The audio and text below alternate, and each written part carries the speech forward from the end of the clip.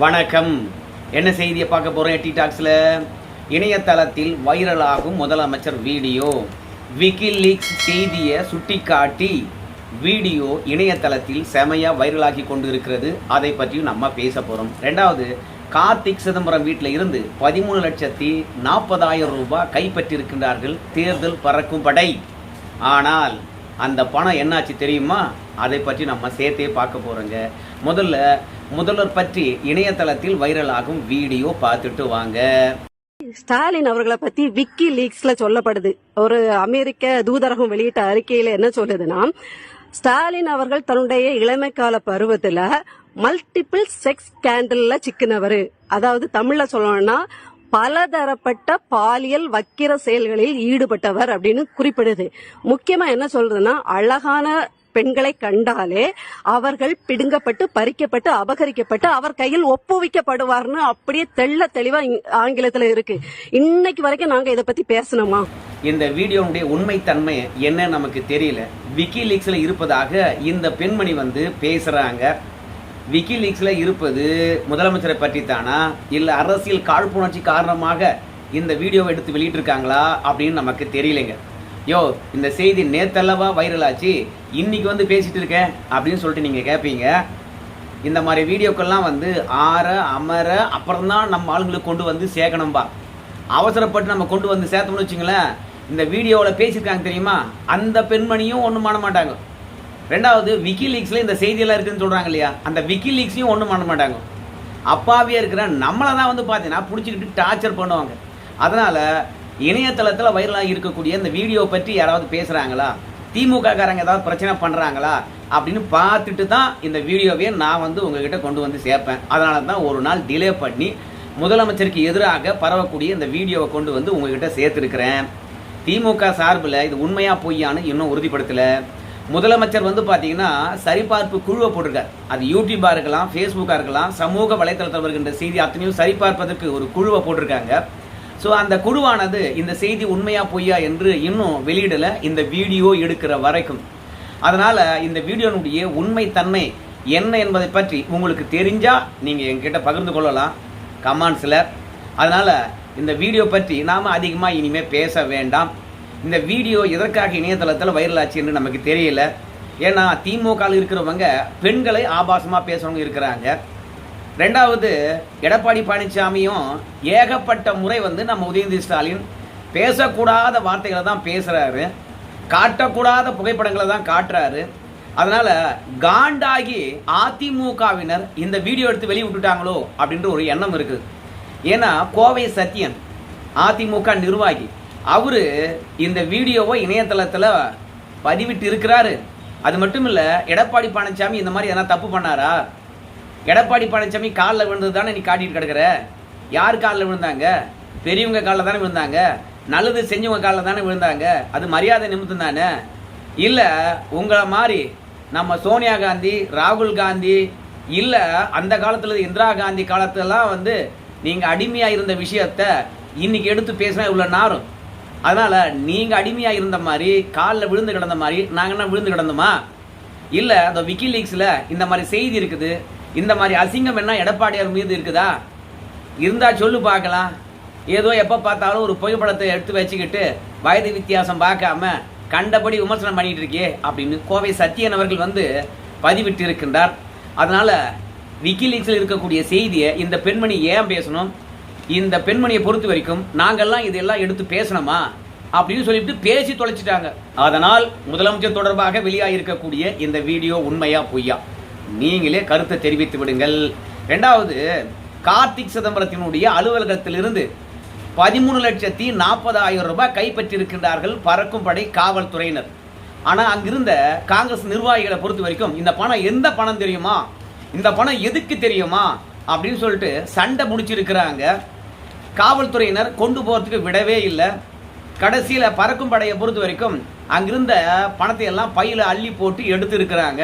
உடனடியாக பழனியப்பன் என்கின்ற காங்கிரஸ் தொண்டரங்க, ஏங்க பணத்தை கொண்டு போறீங்க, எவ்வளவு எடுத்துட்டு போறீங்கன்னு எண்ணி எடுத்துட்டு போங்க, நாளைக்கு ஆதாரத்தை கொடுத்துட்டு நாங்க வாங்கணுமா இல்லையா அப்படின்னு சொல்லியிருக்காங்க. சரி எண்ணுவோம் அப்படின்னு சொல்லிவிட்டு எண்றதுக்கு உட்காந்துருக்காங்க. திடீர்னு என்ற மாதிரியே சாக்கு போக்கு காட்டி கடைசியில காங்கிரஸ் தொண்டர்களை பொறுத்த வரைக்கும் அந்த பணத்தை பறிச்சுக்கிட்டு அப்படியே ஓடியா போயிட்டாங்களா. நம்ம தமிழகத்துல இருக்கக்கூடிய ஊடகமானது எதுக்கோ பிரேக்கிங் நியூஸ் போடுறாங்க. ஆனா கார்த்திக் சிதம்பரம் அலுவலகத்துல 13,40,000 ரூபாய் பிடிபட்டு இருக்கிறது. அதையும் காங்கிரஸ் தொண்டர்கள் வந்து பாத்தீங்கன்னா பறிச்சுக்கிட்டு ஓடி போயிட்டாங்க பறக்கும் படை கையில் இருந்து. அதை விட கொடுமை என்ன தெரியுமா, பறக்கும் படையினுடைய வாகனம் இருக்குல்ல, அந்த வாகனத்துடைய சாவி எடுத்துன்னு ஓடிட்டாங்களாம். இல்லைன்னு வச்சுக்கலாம், வாகனத்தை எடுத்துன்னு கொண்டு போய் யாரு இங்கிருந்து பணத்தை பறிச்சுட்டு போனாங்களோ அவங்கள பிடிச்சிட்டு இருப்பாங்களாம். இல்ல காவல்துறையும் பறக்கும் படையும் நீங்க எடுத்துன்னு ஓடிட்டீங்கயா, நாங்க சமாளிச்சுக்கிறோம் அப்படின்னு விட்டுட்டாங்களா என்னன்னு தெரியல. ஏன்னா காவல்துறையை பொறுத்த வரைக்கும் இந்த மாதிரி பணம் கைப்பற்றுகின்ற தருணத்துல துப்பாக்கி வச்சிருப்பாங்கன்னு தெரியும். இந்த மாதிரி பணத்தை அள்ளிக்கிட்டு ஓடுறவனுடைய காலில் சுட்டா என்ன அதிகாரம் கொடுக்கலையோ. அதுலயும் பறக்கும் படை இருக்குல்ல, அந்த பறக்கும் படையுடைய வாகனத்துடைய சாவி எடுத்துன்னு ஓட்டாங்களாம்.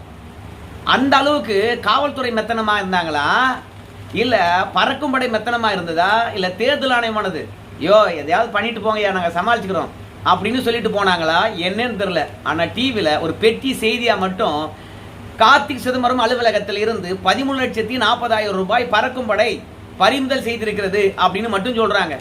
ஆனா அந்த பணத்தை பறிமுதல் பண்றதுக்கு முன்பாக பறிச்சுக்கிட்டு ஓட்டாங்க. சமூக விரோத செயல்ல கார்த்திக் சிதம்பரத்துடன் இருந்தவங்க ஈடுபட்டிருக்காங்க. இந்த யோகி சிகாமணிகள் வந்து பாத்தீங்கன்னா எடப்பாடியில் இருந்து ஜெயலலிதா வரைக்கும் கண்டெய்னர்ல பணம் பிடிப்பட்டது வரைக்கும் விமர்சனம் பண்ணிட்டே இருப்பாங்க. இப்ப பணம் பிடிப்பட்டும் அதை பறிச்சுக்கிட்டு ஓடினாங்களே, காவல்துறை என்ன நடவடிக்கை எடுத்துச்சு, தேர்தல் ஆணையம் என்ன நடவடிக்கை எடுத்துச்சு ஏதாவது தெரியுமா? அதனால தேர்தல் ஆணையமானது முழுக்க முழுக்க திமுகவுடைய கைப்பாவையாகத்தான் இருக்கிறது, அதுல மாற்று கருத்தே கிடையாது. அப்புறம் உக்கடம் புல்லுக்கட்டு பகுதியில் பெண்கள் போராட்டம் நடத்துறாங்க. திமுக ஓட்டே போட மாட்டோம் அப்படின்னு சொல்லிட்டு சண்டை பிடிக்கிறாங்க. ஏடாது பெண்கள்லாம் வந்து ஓட்டு போட மாட்டேன்னு சொல்றாங்களே, ஒருவேளை அவங்களுக்கு பாதுகாப்பு இல்லாத சூழ்நிலை இந்த திமுக ஆட்சியில் இருக்குது, அதனால ஓட்டு போட மாட்டேன் என்று சொல்றாங்களா அப்படின்னு சொல்லிட்டு பார்க்கும்போது அதான் கிடையாது. அந்த பகுதியில் 300 குடும்பங்கள் இருக்குதான். ஆனா வெறுமனே 147 குடும்பத்துக்கு மட்டுமே வந்து டோக்கன் கொடுத்துட்டு போயிட்டாங்களாம். மீதி இருக்கின்ற 160 குடும்பங்களுக்கு டோக்கன் கொடுக்கவே இல்லையா. அதனால டோக்கன் வாங்காத அந்த வீட்டுக்காரங்க அந்த 160 குடும்பமும் திமுக ஓட்டு போட மாட்டோம், நாங்கன்னா திமுக ஓட்டு போட மாட்டோமா, அவங்களுக்கு மட்டும் கொடுத்தா எங்களுக்கு ஏன் கொடுக்கல அப்படின்னு சொல்லிவிட்டு பரிசு பொருட்களையும் பணத்தையும் டோக்கனையும் எங்களுக்கு ஏன் தரல அப்படின்னு சண்டை போடுகின்ற நிலைக்கு தமிழக மக்களை ஊழல் மயமாக திமுக மாற்றி வச்சிருக்குது. இது ஜனநாயகமாடா, இந்த ஜனநாயகம் தேவையாடா அப்படின்னு கேட்கின்ற அளவுக்கு தான் கோவை உக்கடம் புல்லுக்கட்டு பகுதியில் பெண்கள் போராட்டம் நடத்துறாங்க.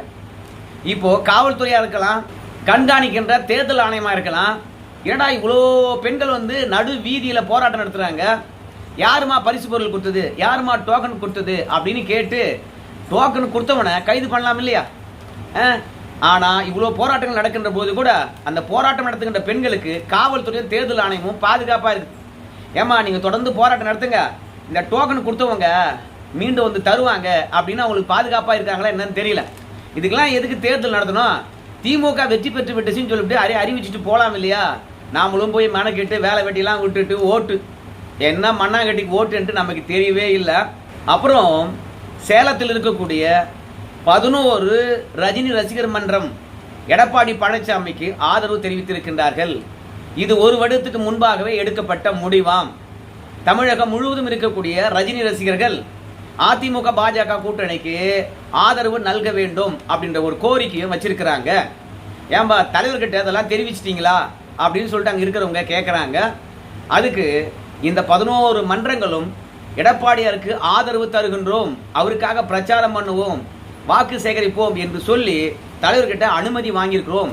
இந்த மாதிரி ஒவ்வொரு மாவட்டத்திலும் ரசிகர்கள் ரஜினி கிட்ட அனுமதி பெற்று உங்க விருப்பப்பட்ட கட்சிக்கு ஆதரவு நல்கலாம் அப்படின்னு வந்து ரஜினி சொல்லியிருப்பதனால அங்கங்க இருக்கக்கூடிய மாவட்ட தலைவர்களோ மாவட்ட செயலாளர்களோ ரசிகர் மன்ற நிர்வாகிகளோ ரஜினி கிட்ட வந்து அனுமதி பெற்று ஆதரவு தெரிவிக்கலாம். அவங்களாம் என்ன நிலைப்பாடு எடுப்பாங்கன்னு தெரியல. நாங்கள் எடப்பாடியாருக்கு ஆதரவாக சேலத்தில் 11 ரசிகர் மன்றங்கள் ஆதரவு தெரிவித்திருக்கின்றோம்.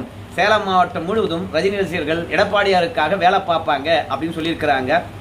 இவங்க ஆதரவு என்பதை விட பல இஸ்லாமிய கிறித்துவ அமைப்புகள் கூட எடப்பாடிக்கு ஆதரவு தெரிவிச்சிருக்கின்றார்கள். ஆனால் இன்னொரு விஷயத்தை சொல்ற பாருங்களேன், மிகப்பெரிய அதிர்ச்சியாக இருக்கும். நாகப்பட்டினம் ஜமாத்துல 2 இஸ்லாமிய கோஷ்டிகள் சண்டை போட்டுக்கிட்டாங்க. ஏன்டா சண்டை போட்டுக்கிட்டாங்க அப்படின்னு பார்க்கும்பொழுது, இதற்கு முன்பெல்லாம் வந்து திமுக ஓட்டு போடுங்க அப்படின்னு ஜமாத்துல சொல்லிடுவாங்க. அந்த தருணத்துல ஜமாத்தில் இருக்கிறவங்க வந்து சொல்லிட்டாங்களே என்பதனால ஒட்டுமொத்த இஸ்லாமியர்களும் திமுக ஓட்டு போட்டுருவாங்க. ஆனால் இன்னைக்கு விஜய் வந்திருப்பதனால இன்னைக்கு இஸ்லாமிய பெண்களை பொறுத்த வரைக்கும் அவங்களுடைய கணவன்மார்களுக்கு நெருக்கடி கொடுக்குறாங்க. திமுக ஓட்டு போட சொன்னா ஓட்டு போடாத, அவங்க என்ன பண்ணிட்டாங்க நமக்கு சொல்லுங்க பார்க்கலாம். நம்முடைய சிறை கைதிகள் வந்து ஜெயிலில் இருக்கிறாங்க, யாரையோ விடுவிக்கிறாங்க.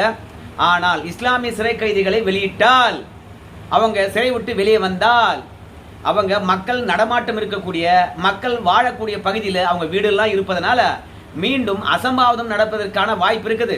அதனால சிறையில் இருக்கக்கூடிய இஸ்லாமிய கைதிகளை நாங்கள் விடுவிக்க முடியாது, சட்ட ஒழுங்கு கெட்டுப்படும் அப்படின்னு சொல்லிவிட்டு திமுக அரசாங்கமானது நீதிமன்றத்தில் அஃபிடவிட் ஃபைல் பண்ணிச்சு.